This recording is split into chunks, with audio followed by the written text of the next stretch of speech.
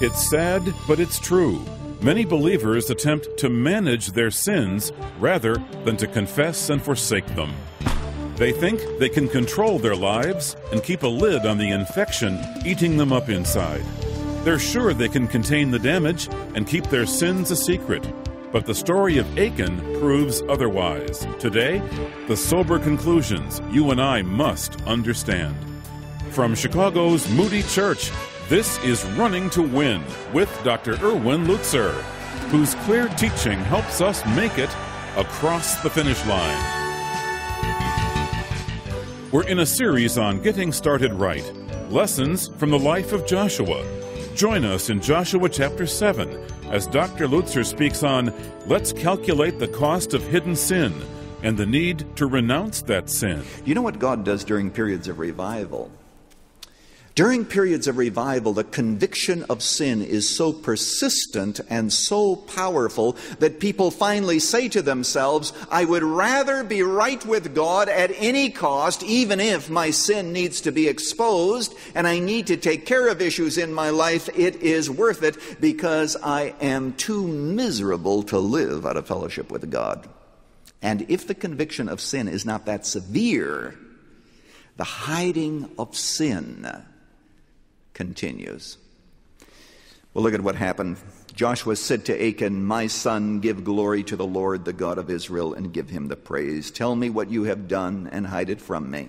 This is after verse 16 goes on to say how they cast lots, and then the tribe of Judah eventually was taken. And then within Judah's tribe, there was a family that was taken and a clan that was taken. And finally, the lot came into Achan's territory, and he had to confess guilt.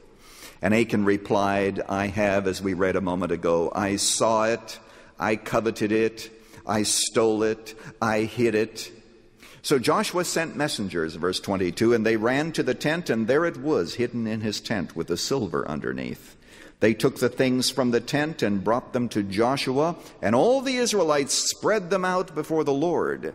And Joshua gathered together with all Israel and took Achan, the son of Zerah. They took the silver, the robe, the gold wedge, his sons, his daughters, his cattle, his donkeys, his sheep, his tent, and all that he had to the valley of Achor. And Joshua said, why have you brought this trouble on us? The Lord will bring trouble on you today. And all Israel stoned him. And after they stoned the rest, they burned them. Over Achan they heaped a large pile of rocks, which remains to this day. Then the Lord turned from his fierce anger. Therefore that place has been called the Valley of Achor, namely the Valley of Trouble, ever since. We read this with our New Testament sensibilities and we say, isn't this an overreaction? I mean, sure, the guy sinned, but why didn't they just have him repent? In Old Testament times, you know that the judgment against sin was carried out mercilessly and so far as possible instantly. Now we know that in the New Testament, God has not changed his opinion of sins at all. It's just that he deals with them differently, and there is a final judgment coming when we will see that God is stricter and even more demanding in New Testament times than he ever was in Old Testament times because of a principle. And the principle is this, that the greater the grace, the greater the eventual penalty for refusing it.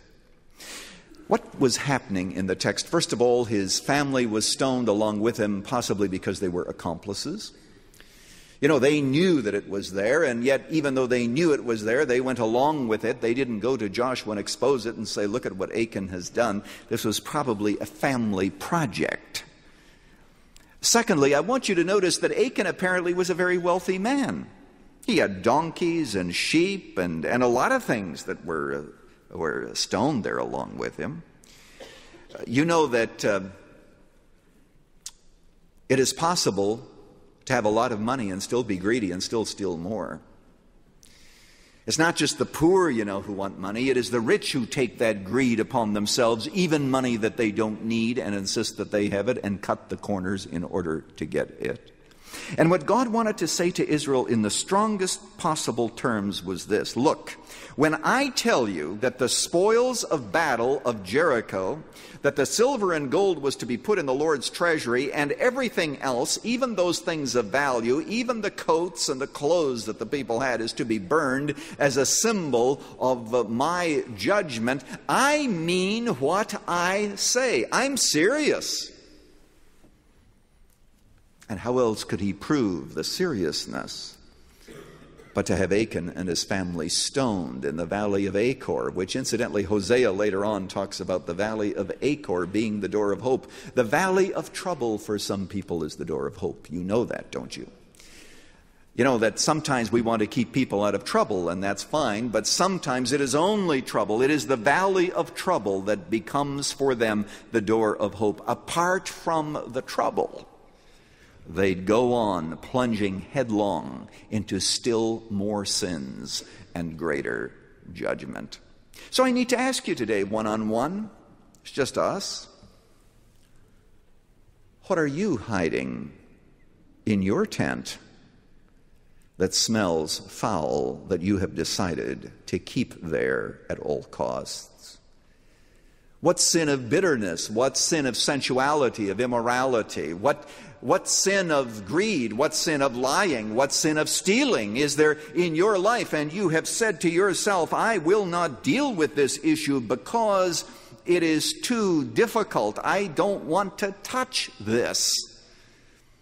And God says, wait a moment, I can't bless you like I'd like to bless you. I can't give you the joy that I would like to give you until your sin has been put away. That's why David prayed in the psalm that was read after he committed those terrible sins. Restore to me the joy of my salvation. Sin causes the cup of joy to spring a leak. And it's very hard, for you as a Christian to be joyful. You're like a cup trying desperately to spill over, but it's only half full, and it is sin, you see, that causes that drain. I have a friend in Canada who taught me physics and chemistry when I was in high school. Perhaps to speak more accurately, he tried to teach me physics and chemistry when I was in high school.